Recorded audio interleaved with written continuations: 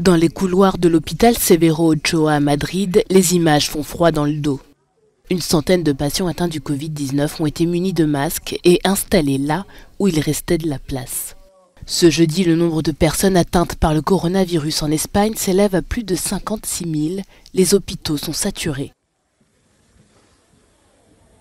Allongés sur des lits pour les plus chanceux ou sur des chaises et à même le sol pour d'autres, ils sont nombreux à être connectés à des respirateurs.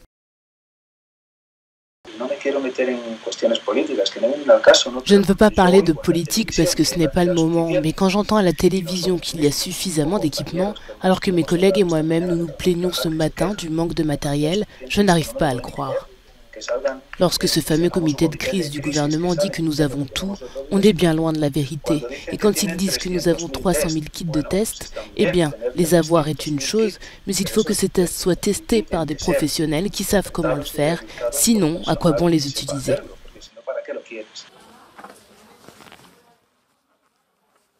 Les professionnels travaillent avec la peur au ventre, craignant d'être infectés, mais aussi avec celle de transmettre le virus à leur famille. À cela s'ajoute la fatigue et le manque de jours de congé quand il faut remplacer les collègues infectés.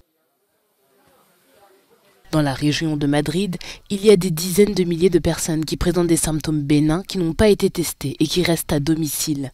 Ces dernières sont traitées par assistance téléphonique.